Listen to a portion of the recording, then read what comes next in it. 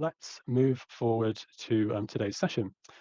If you haven't joined one of our calls before, these Learn and Solves are all about a piece of information, piece of insight from our membership, sharing that with our community, and then discussing in small groups how we can then apply that back into your organization. It's all about learning and sharing information together, building a strong community in how we can address digital capability within your organization and the wider UK population as well. So we can really impact individual prosperity and then a kind of UK economy as well, and to grow and shape that to make sure that we've got the skills fit for the future.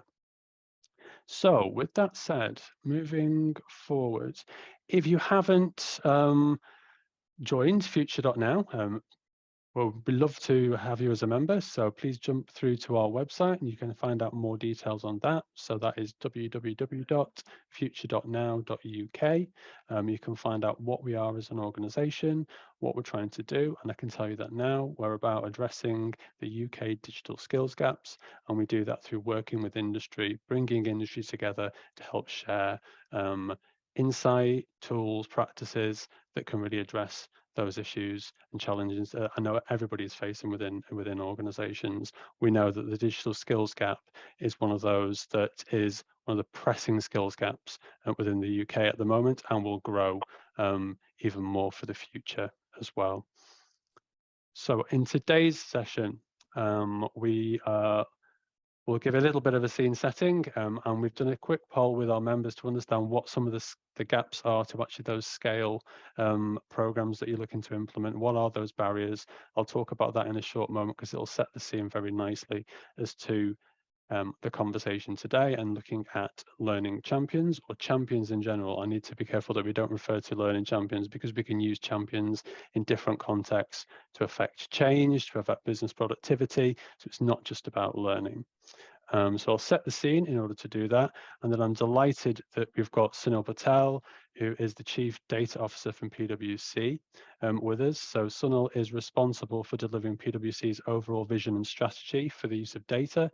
And he also leads PwC's digital upskilling program, equipping more than 22,000 staff across the UK with the digital skills required for the future. So Sunil will be sharing today PwC's approach to digital accelerators within PwC and how we can learn from that and apply that knowledge back into our workplace. We'll then break out into small breakout rooms to have conversation, just really sort of unpick what we've heard and to share the knowledge that I'm sure a lot of you have already got on the call today with each other. And we can then look at how we can apply that knowledge back into our workplace to take forward digital champion initiatives within your organization. We'll then close with a short Q&A, and then I'll signpost you to some future events that we've got. So really action-packed session today, and I hope you'll really enjoy that. For those of you who've just joined, just a reminder that we are recording today. So if you'd prefer not to be on camera back in the main room, it's just the main room that we're recording. Please feel free to turn your webcams off. Please go on mute when we're in the main room, but obviously when those breakout rooms, come off mute and have those discussions. Introduce yourself in the chat. It's great to know who's on the call today, and then also get on social and please share using our kind of @ there and hashtag there. We'd greatly appreciate you sort of spreading the word around Future.Now and the coalition and what we're trying to achieve collectively together. Okay, so as I mentioned, we recently did a poll on our community space, and our community space is available for all our members. It's a place where we can connect with those people in the coalition to look at opportunities to share kind of learning across that and have those thought-provoking discussions around how to tackle basic digital skills gaps within your organization. We did a quick poll there, and the insight that came back from that was around what are the barriers that industry is facing to upskilling within their organization. And we can see here, looking at the chart, that 43% was around budget and resource. So that's a significant barrier in order to deliver skills within your organization. Second to that was also learners prioritizing that against a day job.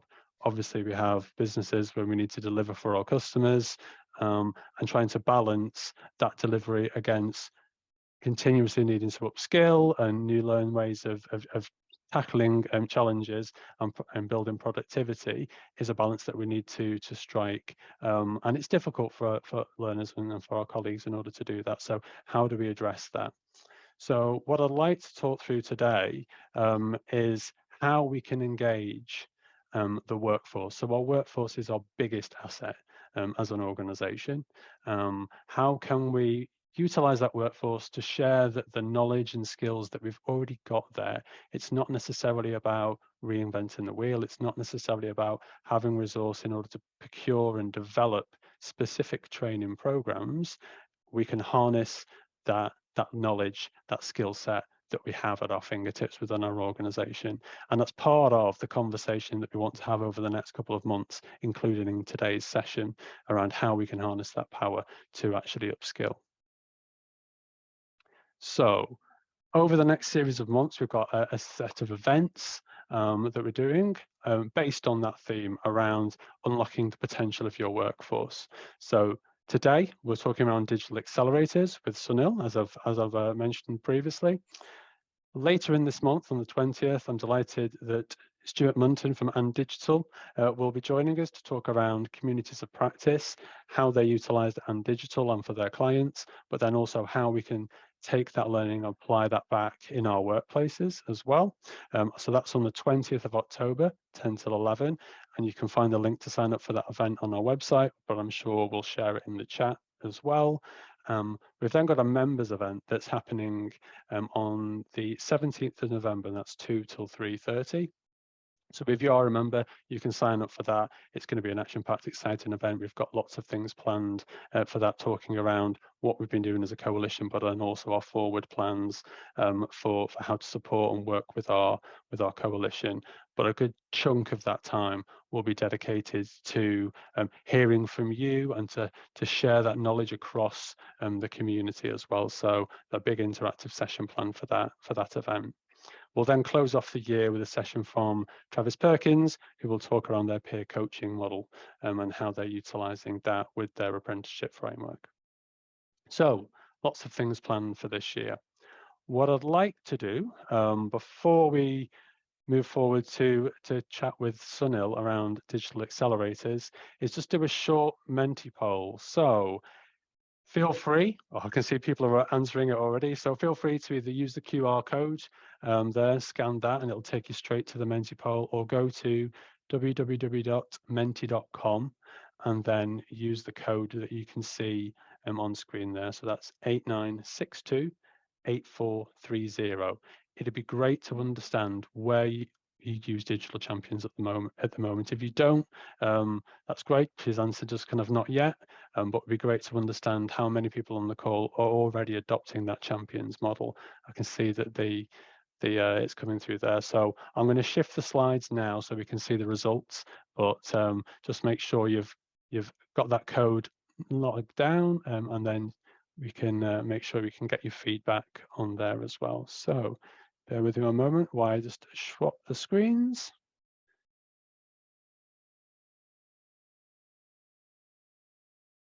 Okay, so there we are. That's what we should be seeing now. So it looks like, yep. So we've got a few people that are using specifically, well, one person that's using specifically for digital, but we're saying nearly half is kind of not yet using digital champions or champions in any way, shape, or form. And yes, you know, almost half is also using digital champions specifically for digital as well as other things. Oh, it's growing even more now, so I can say it's changing all the time. So what I'd really like for you to do is to share that knowledge and insight on the call today in the breakout rooms. I really think we can learn from each other. For those that have not yet implemented champions, you can learn from those that are on the call, but by the looks of it, we've got a lot of experience from people that were already utilizing this approach. So it'd be great to understand that as part of the conversation. Please feel free to keep that Menti window open. You can probably just kind of minimize it because we will come back to that slightly later in today's session. I'd like to capture some of the information and thoughts from the breakout rooms. So there'll be an opportunity to answer another question towards the end of the breakout rooms. But for now, what I'd like to do is just flip back to the presentation, and we will introduce Sunil on the call. So I'm very happy to welcome Sunil. Just let me spotlight Sunil as well so we can see him on the screen, and then I'll just move forward to the next slide. So as I mentioned, Sunil is PwC's Chief Data Officer, so we're delighted to welcome Sunil here. He also leads on the Digital Skills Program across PwC, so it's great to learn from Sunil and his approach to digital accelerators. Welcome, Sunil.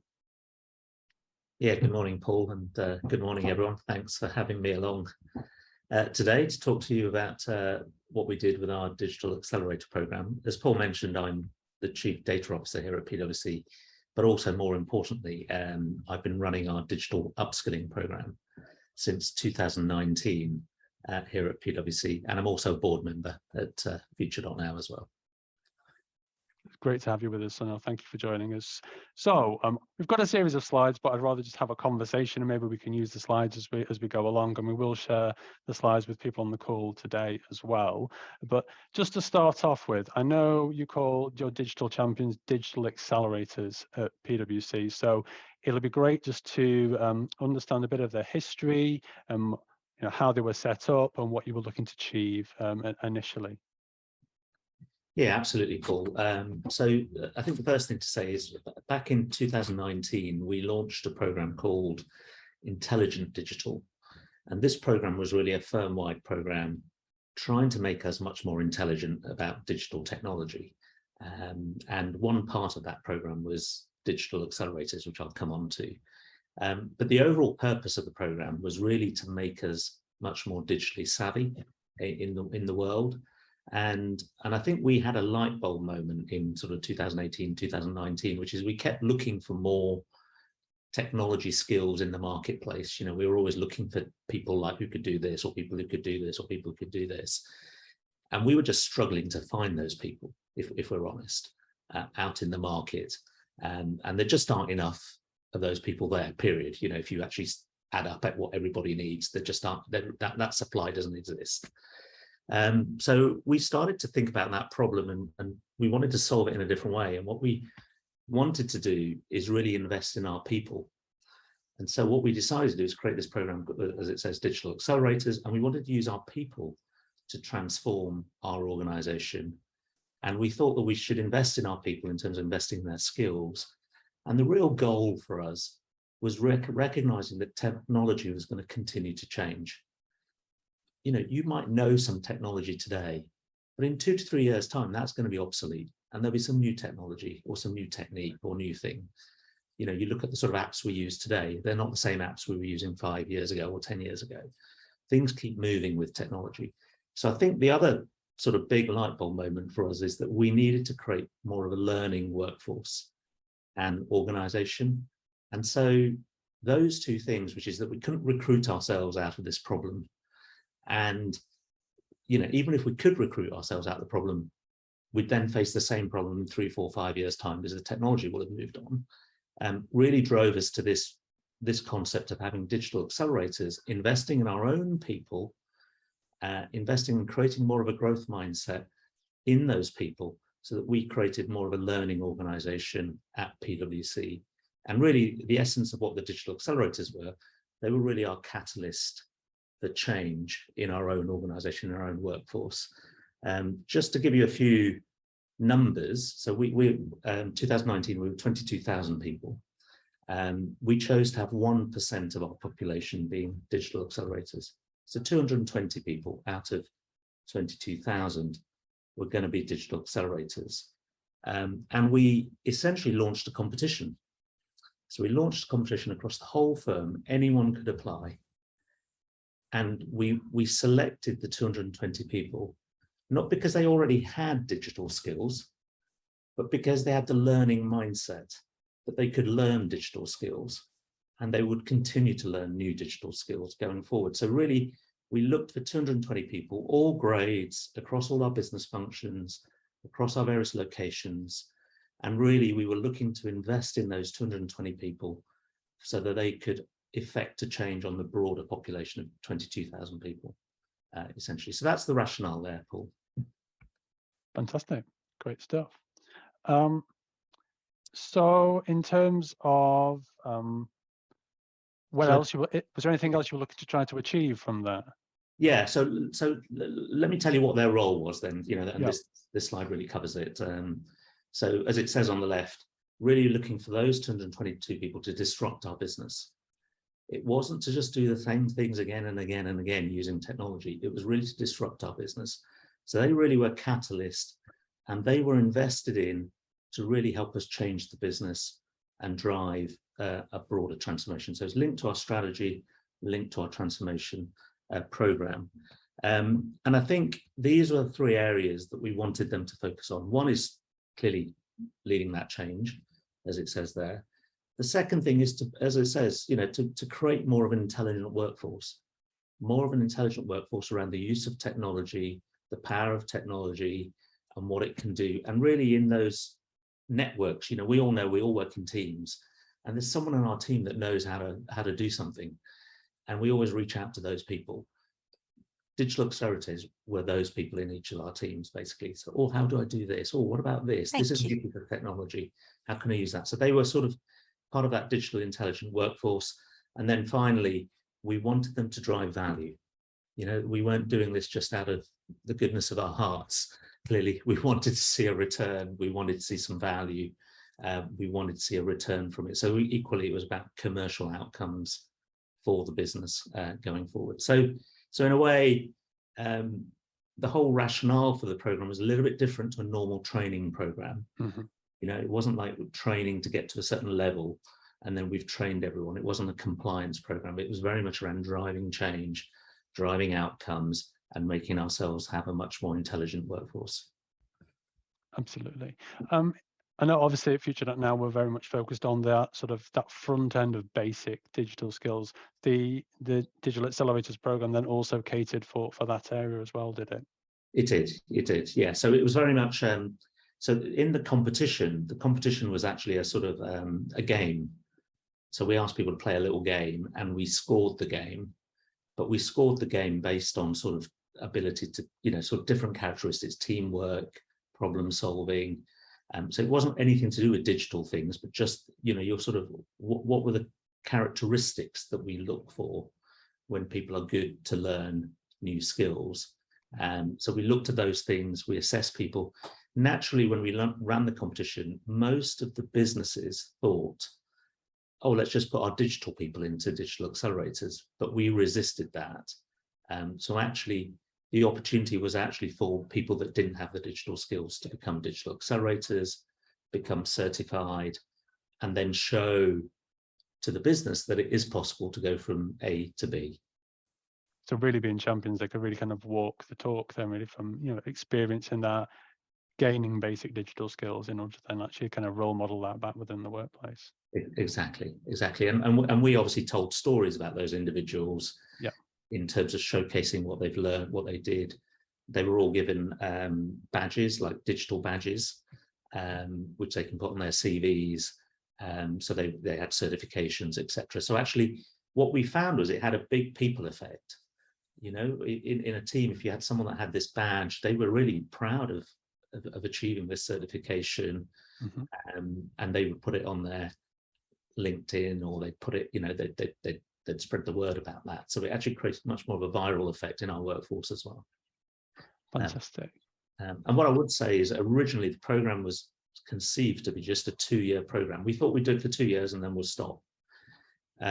We are now 4 years on and we run the program every year. So we continue to top up the Digital Accelerators each year, because obviously we have Digital Accelerators progressing through the firm. They get promoted. Some obviously may leave us. And we have new people joining us as well. So we continue to bring that through in our workforce model. Fantastic. So I'd like to now kind of move on. We've talked about sort of setting up the digital accelerators. I'd like to talk about sort of what difference, you know, they've made to the workforce. We've alluded to it in a certain way, but just kind of moving forward. So what has the impact been on the workforce and the organization, particularly maybe in terms of culture as well? Yeah, absolutely, Paul. So I think I think this really surprised us as to the impact that a small group of people can have on a larger workforce. So initially, when we had built the case, I think we were sort of thinking about, you know, we would save some hours, we'd improve some efficiency, we'd drive up productivity. But we found when we assessed the accelerators year on year, you know, they were having much greater impact on our business than we had actually originally foreseen. So there's a few things on here. So the first is actually they became real proponents of running group and individual training sessions.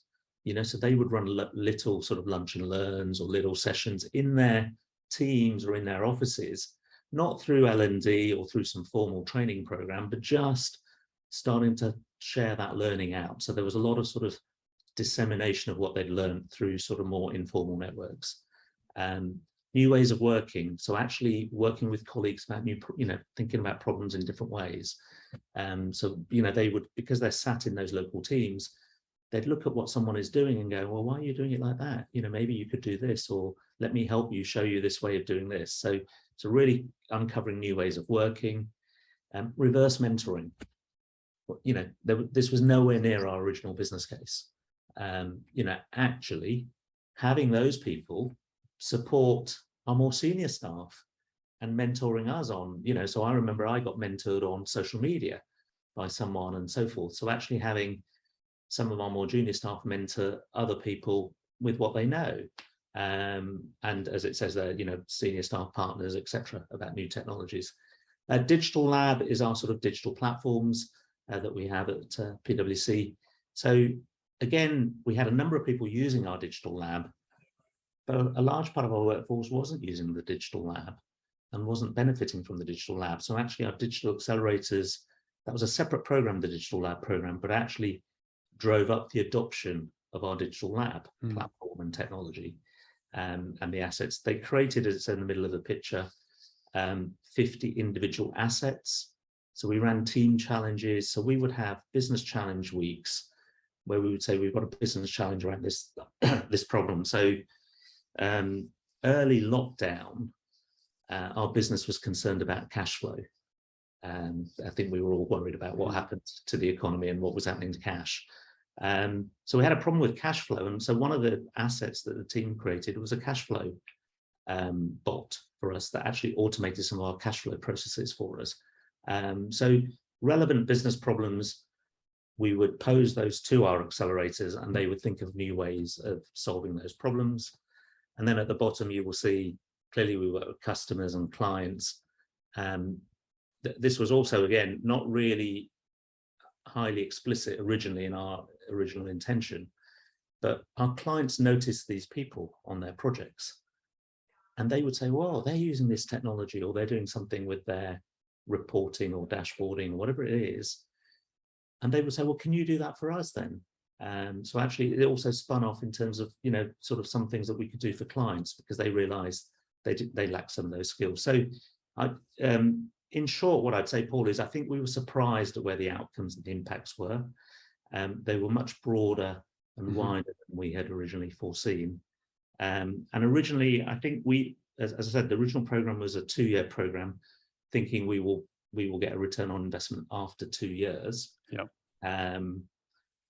We actually found we got a return on investment after 18 months.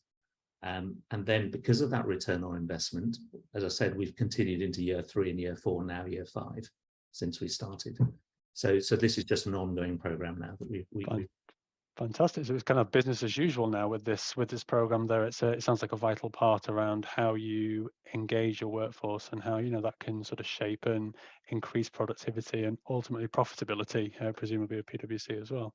Absolutely, absolutely. It was funny at the start, the businesses were resistant, I would say, on doing this more than for the 2 years, but having then seen the return that they were getting locally, because the return is falling in their businesses, they were the ones pushing us to run it into year 3 and year 4.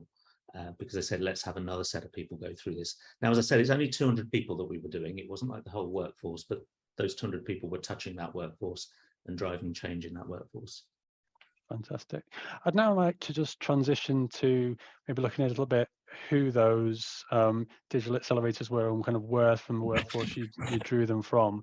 And I know you've been heavily involved with the work that we did around the workplace personas. It was detailed in our Unpacking the Hidden Middle report. So it'd be good just to kind of get your thoughts on how you see the workplace personas playing out with the digital accelerators, because I know we had a conversation earlier this week where I sort of presumed that digital Denny's were your digital accelerators, but you would say actually no, that's not the case. So it'd be interesting if you could just build on that.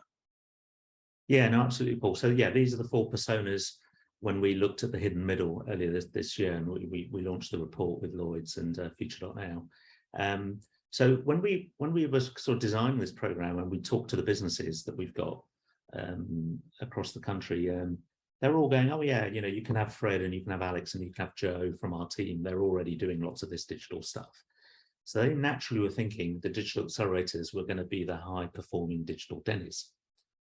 And we go, no, they're not the people we want. They're not the people we want because they're already there. They're already high performing digital Denny's. And so that's not the purpose of this program. So we were looking for the digitally lacking Lou's, the digitally safe Sams, and the digitally vulnerable Zaylins in our workforce. And we have all of these 4 personas in our workforce. So there's not like, you know, I know PwC is, you know, we're a highly professional firm and, you know, very corporate and so forth. And you might think that we've just got digital Denny's. It's not the case. You know, we have all of these 4 personas in our workforce, absolutely. Both at junior levels and at senior levels, you know, we have all of these going in our workforce. So we were really looking for taking people that didn't have digital skills, had no digital skills or low digital skills, and using the Digital Accelerator program to turn them into high performing digital Denny's. And as I mentioned, you know, you do that, it creates a viral effect, you know, so 200 people move up there, and then other people see, oh, they did that and they became a high performing digital Denny. So the next year we had more people. So the second year we ran it, as I said, we had more applications. The first year we had 10,000 applications for 200 accelerators. The second year we had even more applications because actually people had seen what had happened in the first year. So actually what I would say is it was a way of addressing these personas. Again, we didn't have this level of definition of our workforce. 2019, we were surprised at what we found, but we were really looking for people that didn't have the digital skills to give them the confidence, the capability, and the investment so that they could become more digitally literate. Fantastic. And just to say that those personas are freely available through our Unpacking the Hidden Middle report, which you can access through our website. And we designed them, you know, specifically to help organizations baseline, you know, where some of the areas of digital lacking skills are within their organization, and how they can maybe target action around those specific groups of individuals to really speed up pace around digital upskilling. So it's great that they just kind of brought those to life there. And actually, you know, it's not just about focusing on digital Denny, it's about actually focusing across the board and how you can maybe bring people up to that digital Denny sort of group and have all those digital skills. So that's great. That's great to see. Just before we jump into breakout rooms to sort of discuss this, I'd be curious just to understand any sort of top tips that you've got in setting up such an initiative that you could share with our attendees today on the call. Yeah, no, absolutely, Paul. So I've been thinking hard about what would be best to share with others. So I think I've got 3 for you. The first is really think about your own culture and organization and what works in your organization. So we are a very people-led business. And we're highly federated in terms of our sort of management structures and so forth. So we needed something that worked bottom up in our model. A top-down thing wasn't going to work. So we needed something that could be federated and work bottom up. And hence we picked this approach, which was to seed people into those businesses and have that viral effect taking place on the ground. So I think have a think about your culture and what works in your organization. I think it's number one. Number two, I think is, and I go back to that, you showed that pie chart at the start, Paul, about some of the barriers, and I think it was leadership and budget and resources and so forth. I think you absolutely need to explain to your leaders that if they want a change to happen in their organization, they have to start that change and they have to lead that change. So it's not good enough just to launch a program on the organization and the leadership doesn't do anything. So what we found is we actually said to our leadership that they needed to really invest in this program as well. So that was through role modeling. We actually put our partners through a 2-day training piece at the start, because obviously if a digital accelerator is trying to do something and then go to their manager or supervisor, and the manager or supervisor just says, well, why don't you just do it the way you did it before? That's going to dismiss the whole approach. And so we had to fight that approach, which is the supervisors and the managers and the leaders might actually be the ones slightly holding our accelerators back. And so we did need to have a clear narrative with our leadership, and we needed them to do something, to take a step forward on this. And then I think the final thing I touched on a little bit, but I think when you build the business case, and and I know everyone's trying to think, well, how do we pay for this, and how do we size this? I think what we found was we saw a lot of unintended impacts and effects of this upskilling, and I'll just take you through a few of them. Quantifying these is quite difficult, but I think there are definite impacts here. So clearly, we had 1% of our people as accelerators, so we invested in them. There's a cost to doing that. But we drove up efficiency. We drove up productivity in those teams.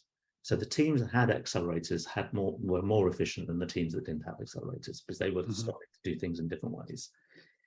We drove up the learning agility of our organization. So if it wasn't digital, it could be another piece of training that we're rolling out. Our digital accelerators seized that learning much quicker and spread that into those teams much quicker. So it might be nothing to do with technology, but other things that we needed to do. So they were just catalysts for change, if you can imagine, not just digital change. Attrition went down. People felt that they were being invested in, their skills were being invested in. It opened up new opportunities for them at PwC, new roles, new networks and relationships they built. They obviously drove change, as I mentioned, based on whatever the change is that we're looking to drive. And it had a much more social effect as well in terms of viral networks. So we find now sort of anything that we're trying to cascade through our organization, we use our digital accelerators, whatever that might be. We're using them to really be our sort of, I suppose, part of our communication channel and chain all the way through. Now, none of those things we were thinking were, some of those things weren't the original business case, I think. So they had a much broader impact on our workforce. And I think overall, as I said, with the ROI,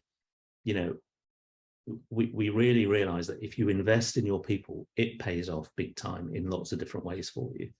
And I think the proof of the pudding is that we didn't shut the program down after 2 years, which is what we originally said we would do. We've continued it into year 3 and year 4. Fantastic, and some really wide-ranging benefits and impacts as you've talked around there, not just those kind of obvious ones, the initial ones that you kind of set out to achieve. Brilliant. So what I've now, and thank you very much for your insight there, son. It's really appreciated. You obviously we'll bring you sort of back towards the end if we have time, just to kind of answer any sort of questions. So if people do have any questions, please feel free to pop them in the chat. But what I would now like to do is invite people to join some breakout rooms. So you'll have an opportunity in a moment. You'll be invited in order to do that. And within your breakout rooms, I'd like you just to chat around 4 question areas that you've got there. Hello, everybody. We're just waiting for everyone to join us. So while we do that, it would be great if you could jump back onto Menti. We've got another question there just to try and capture some of the great conversation that's been had in the breakout rooms. So either scan the QR code there or go to menti.com and then use the passcode. And just one question, what's your one top tip to get a championship initiative started within the workplace? So it'd be great if you could maybe just share a piece of insight that you've got from personal experience, or anything that you've sort of heard from the call today that you're going to take forward as a piece of advice. It'd be great if you could just pop a quick response in there. They'll all be anonymous. We'll just collate them together. It'd be great just to kind of share that knowledge and learning from everybody.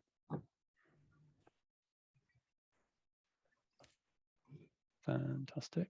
So, well, while you're waiting for that, sorry, it's yeah. Liz. I just wanted to say I was in my breakout room with three of us. I had to say what a fascinating conversation, listening to people who are different points of the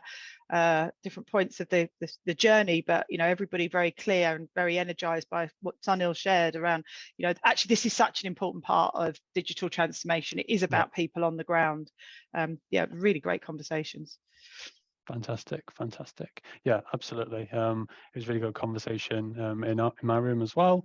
Just kind of learning from that. I can see we're having people's top tips kind of appearing now on screen, which is great to see. Maybe I'll just share some of those now. So bear with me while I just swap screens. And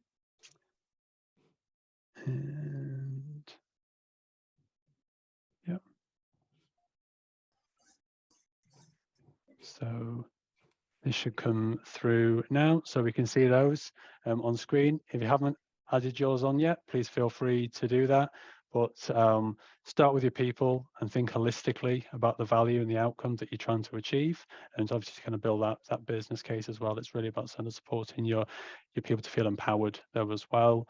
On there, just ask your staff colleagues, and I'm sure a handful would offer to get it started. Exactly, yeah. It doesn't all necessarily sit on, so you can sort of crowdsource the solution as part of a bigger sort of workforce. Relate it to the benefits for individuals. Yeah, what are individuals going to get from the process, and why should they come forward? Because it will mean sort of an investment of their time as well. Let's be realistic on that, but they'll also get lots of benefits from being a digital champion and from that exposure process, and get buy-in from senior leaders and middle management. Yeah, and we did sort of talk around that with Sunil and the importance around that. But then, thinking about the wider business case and exploring what that could mean for the organization in terms of efficiency, profitability, engage, people feeling more engaged and part of the organization. As Sunil said, retention levels of the employees as well, really sustaining people within the organization. So it's great that we're getting some of these through. Get middle management on board, a passion stand up to introduce it. Yep, okay. Involve everyone without any initial assumptions. Yes, and we've talked about our personas there. It's not just about the digital dennies. Someone could be a fantastic champion. They just may not have the digital skills, but if you can equip them with the digital skills, they can really role model that and bring people with them and, really affect that change within their organization. So that's really great to say, we'll capture all these and we'll produce a one-pager and sort of recirculate it back with the community. So we've got that to share. I'll just nip back to the slides now, and then we'll just close the session off. Sunil, I just wanted to just kind of loop back to you and just see whether you had any sort of final sort of thoughts on kind of like just kind of reiterating maybe those top tips that you've seen and that work within PwC to get an initiative off the ground. Yeah, sure, Paul. I mean, I think really, I think my top tip is sort of, start with your people and really think holistically about if you can bring them on this journey of digital learning. So as I said, we started with sort of really non-digital people and took them on this journey. Now, really, if you left those people as they are in your workforce, they do what they do and you'll have a certain level of productivity. But as you encourage them to come along, it drives such a big change in your own organization. And I think, as it says in the Q&A or the chat, inspires others that they can also go on the journey. So it really created that sort of inspiration, I think, for others to adopt a slightly more learning mindset. One of the questions I think in there from Liz is how much time did we give to people? So we did have to be pretty careful about this, obviously, because they've all got day jobs and they all do other things. So in the first year, the way it worked is we sanctioned 10 to 15% of their time is for being a digital accelerator, and that was actually part of the core curriculum. So that's when we wanted them to do their learning and training. Now sometimes it might be put together as a whole day, sometimes it might be a few hours, but through the year they were getting 10 to 15% of their time allocated to that. We actually assessed those people differently, so we changed the assessment framework and the performance assessment framework for those people differently, recognizing that they had less time for their normal day-to-day job, because we wanted them to succeed. And so we sort of changed the measures. We looked at them holistically in a different way. So, having them succeed drives success in the rest of the organization. So I think my top tip is really start with your people, think holistically about the value you can drive, and then really start at the top, because, obviously that's where sometimes the pushback might come, and you need to explain to them, this is the value of this program. Fantastic. Well, once again, thank you very much for your time and input and sharing your knowledge and experience on today's call. I'm sure attendees have really benefited from that. Just flicking back to the slides, just to mention that we have got a series of other events that we've got planned for the rest of this year. So you can certainly book onto the event in a couple of weeks' time, and that's with Stuart Munton from And Digital. So that's on the 20th of October, 10 to 11, and we're going to focus on communities of practice and what that means and how you can utilize that back in your workforce. And one thing just to be aware of as well, if you are a member, you can obviously sign up for our collective action event on the 17th of November. We'd love to see you there as part of that conversation. Got lots of exciting things planned for that as well. And then lastly, for those of you that are maybe not aware, hopefully you are, we have a Unpacking the Hidden Middle report, which just really drills into the EDS data to help you really understand what the impact is of the lack of basic digital skills on people and industry. It also highlights 10 top 10 digital skills gaps within the workplace, and then obviously provides those 4 workplace personas as well, enabling you to target and start to action digital skills with specific demographics within your workplace as well. And as Sunil said, he saw all 4 of those workplace personas at PwC, and we're confident you will see that within your organization as well. I know a poll has kind of popped up on screen, so it'd be great to get your insight feedback on how you found today. Please feel free just to kind of click the relevant option on there. It'd be good to get your feedback so we can build on these going forward.